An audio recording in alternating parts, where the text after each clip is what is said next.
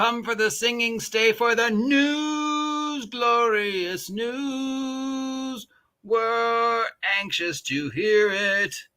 Please, OGGM, fill our brains with pointless information. It's Monday, and on Monday we open up our charts, take out our sextant, and plot our course through the ever-turbulent ocean that is the tabletop role-playing game community. It is the Monday Tabletop Role-Playing Game News Back to School edition, and unfortunately, I have to start it with a little sad news. I mean, in the great cosmic scheme of things, Venger Satanis, who is a luminary in the independent tabletop role-playing game publishing community, is stepping down. He has decided to discontinue publishing the Chalt role-playing game line. The previous stuff that's already in print will still be in print until he runs out. He will be fulfilling all the any crowdfunding or other projects that he has already dedicated time to. But after that, he claims he's done, at least with the public-facing issues of role-playing. I mean, will he still play? Will he still run? Sure. He said he's going to continue to do VengerCon, and he might come back in a couple of years. But right now, he wants to focus on family and, mental health, physical health, emotional health, and finances. It's a tough time to be an independent publisher, and Venger doesn't feel that he can continue to support just off of the publishing. So he will either devote more time to his everyday job or get a new everyday job. I don't really know what Venger's plans are. He has posted a vlog post warning it is a little not safe for work. And because it's Venger, it's also got a few things that, let's face it, when it comes to politics and worldview, Venger and I are as an opposite ends of the spectrum as you can get. But for our love for gaming and our appreciation of each other, I appreciate and love his dedication to the hobby.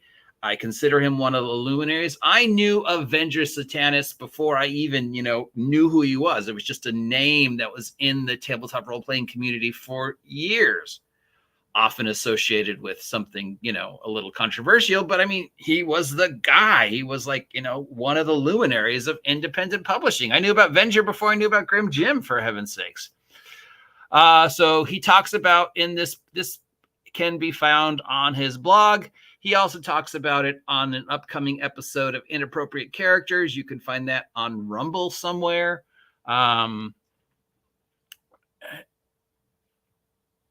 So why is he giving up? He was having a good year. Then COVID hit. And then his sales were going down. He was going down from 1,000 a month to 800 a month to 700 a month to 200 a month. And he's only getting like 200 a month. His last Kickstarter failed to fund. He was telling his wife, this is going to work. And it doesn't really work. And he's been feeling like, he's pouring a lot of time and energy into this and it's not coming out.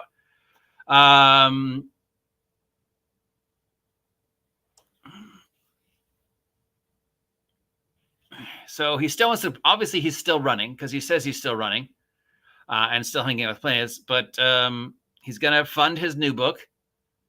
And then that's pretty much it. No more crowdfunding or releases or any kind. He's still got the stuff available if you want to picture up. He'll still be focusing on VengerCon.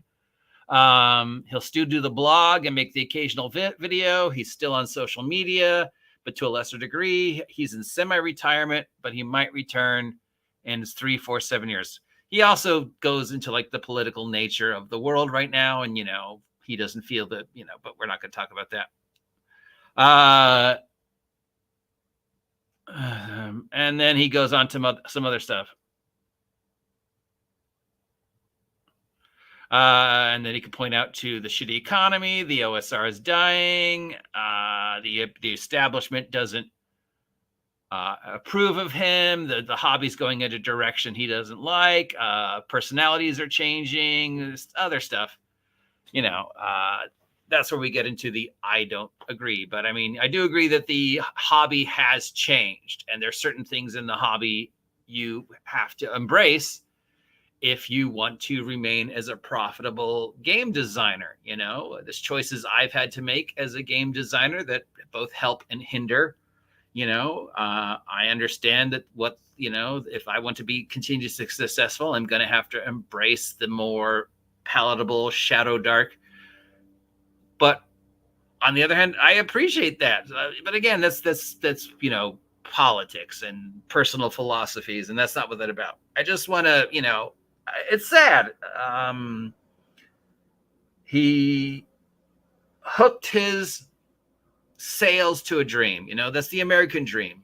Go out on your own and support yourself on your dreams. Make your own thing. Don't be a 9-to-5 wage slave, clock watcher. Don't be a retail slave. Just be your own guy and come to, be able to support your family with the sweat off your brow and the blood on your two hands. And for a long time, he was able to do that. I wouldn't be where I am in the tabletop role-playing game publishing community, and I'm still a very small fish in a very large sea, but I wouldn't be where I am without Venture. A lot of us wouldn't be where we are in the independent tabletop role-playing game community. He was a trendsetter. He set the stage. As I said, he's a name that has been associated with this part of the hobby forever. I mean, I can remember hearing about Venture Satanis stuff going back years. Even before I was publishing, before GRIMJIM, before Wretched, before Legion of Myth, before the Apocalypse. Venture was a name I knew, so he is important, and it's very sad. So I urge it to you to go to DriveThru and pick up his Crimson Dragon Slayer. It's free. It's a great little chunk of OSR D20 rules boiled down. It was the basis for the campaign I'm running, that and Project Black Flag, and now Shadow Dark. So yeah, let's just take a moment to salute Venture.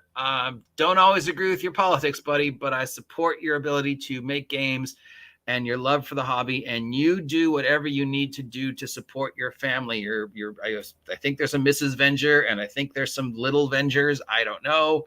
But that's what comes first: to support yourself, to support your family, to keep a roof over your head, to be able to eat 3 tentacled meals a day.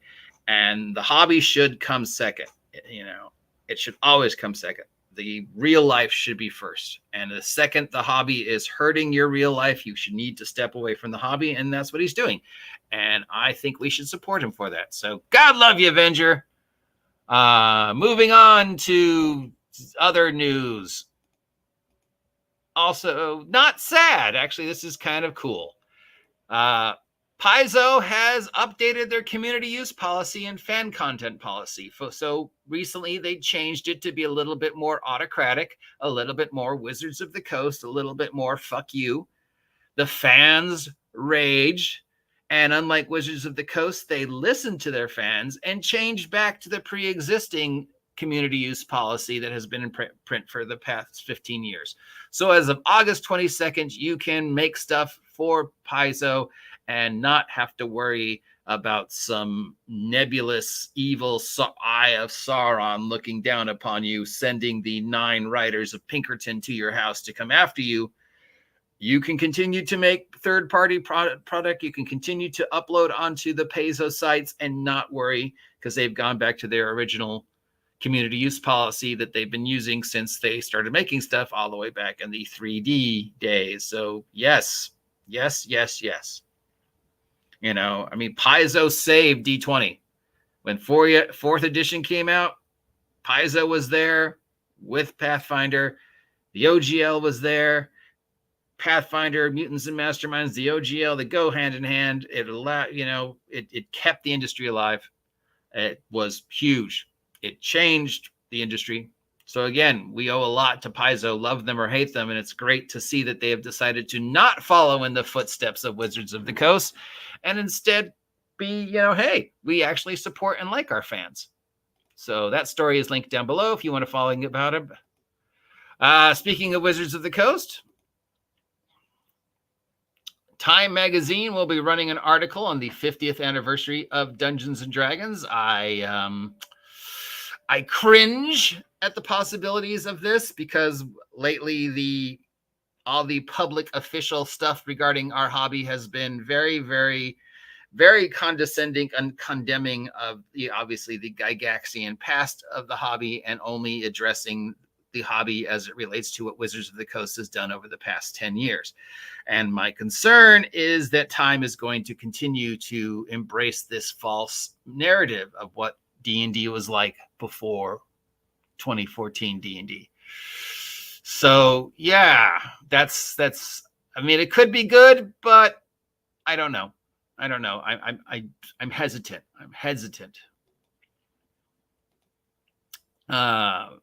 Speaking of Wizards of the Coast, if you haven't been paying attention, Wizards of the Coast lied again, lied a third time, got caught in their lie, then went back and changed their lie. But tomorrow is when they're going to be doing the official announcement of what Project Sigil and all the changes are going to be. So people have been going, how come I haven't commented on this yet? And people have been sending me posts about it, and Harmony's been posting about it. And I've been like, dude, until tomorrow, I don't know. I have nothing to say, because anything they've said before tomorrow will 99% likely be tossed out as of tomorrow when they do their state of the 6th edition nation. So yeah, we'll talk about it on Wednesday. But speaking about something we can talk about, which as expected, Brandon Sanderson broke the internet once again. He broke the kickstart record for tabletop role-playing game and made a new world record for himself. Congratulations, Sanderson. He is currently at $10,722,369, 37,256 backers, 3 more days to back this juggernaut. I hope it lives up to half the expectations people have for it. Our good friend Stephen Glicker has said yes. Expect it to be mind-bogglingly good. So we'll see. Is this the D&D killer? Will this kill 6th edition? Well, as of today, it's made more money than 6e and pissed off less fans than 6e. So already it's winning, but we'll see how the year progresses because the holidays are coming up. And I guess Wizards is going to hope that a lot of people are going to jump on the Player's Handbook holiday rush. Hey, get Billy the new Player's Handbook. So there we go. Is there anything else going on in the tabletop role-playing game news community we need to talk about that is slightly more not happier than Wizards of the Coast or Venger? Unfortunately, not. Other than, my stuff. We can always just talk about my stuff. Links down below. We've got the Wretched Vigilantes Bundle available on the Red Room. If you haven't had a chance to pick up the multi-arc Wretched Vigilantes line from myself and the Red Room, it's marked down on the website. You can get everything I made for the Wretched Vigilantes storyline for $40, including the core rulebook, the 2 supplements, the multiple setting books, and the Fresno, Nevada. Plus tag. You get like 8 books filled with our tag, our mascot. Who doesn't want more tag? So that's up. We've got my Goblins in Space game, Goblin Galactic, available on Postmortem. Links down below. That is doing well. It has its own song. I don't know if you've heard the Goblin song yet, but it's pretty freaking awesome. So I'm very proud of that. We've got the Seth's Gear and Ammo Back to School issue that's up at Postmortem and Drive-Thru. That's my intro to Cyberpunk / back to school / fashion issue, as my Seth's Gears and Ammo Guide to Gear is slowly turning into a zine. I just sent Jim the stuff for the Halloween issue. That'll be out sometime in October. And will be have some more zine type stuff as I talk about horror and stuff like that. So my goal is to turn it into a zine eventually, if people appreciate it. I like making it. I like doing the research. I like looking stuff up. So for me, that's fun. That's my break from working on other stuff is to go look up something, look up the history of Peeps or whatever. And speaking of looking stuff up, finally, if you don't know it yet, Wretched Vigilantes 2nd edition has officially begun. I am on chapter 3. So Wretched Vigilantes will restart sometime in 2025 with the brand new Wretched rules, a whole bunch of new art, a whole bunch of new stuff. It's going to be great. I'm very excited to revisit it, which is why we are doing the bundle. So if you haven't picked up the Wretched Vigilante stuff yet, pick them all up for $40 through the Red Room. And if you're waiting for Wretched Vigilantes 2025, I still highly recommend you pick up some of the later stuff because it definitely is hints at the changes. The Supermax is completely independent, and you could get that and use it with any superhero role-playing game. The Fresno, Nevada campaign setting and the Waffle Apocalypse sub-campaign setting also could be used with any superhero role-playing game. So yeah, I'm very excited about that. And that's the news. Again, Venture stepping down from tabletop role-playing game publishing. That's sad, you know, but as Tony Randall told Rob Morrow when he said he was quitting Northern Exposure, never quit a series. Never quit a series. So yeah, never quit a series. I don't know what that has to do with anything, but it's one of my favorite quotes from Tony Randall. You've got to see it, you know, you've got a good thing, stick with it. But Venture's got to do what he's got to do to support his family and keep himself mentally and emotionally sane, and we support that. So again, thank you, Venture, for making the tabletop independent publishing community what it is. Till next time, I'm the OG GM. If you appreciate the nonsense that's coming out of my mouth, let me know. If you never want to hear me ever talk again, also let me know. Till next time, stay safe out there, and don't forget. Yo, check. Yeah, we're not the type to play games. You can stake claims. Came to show the movement moving like a freight train, breaking walls and crumble earth with every step we take. We walking by with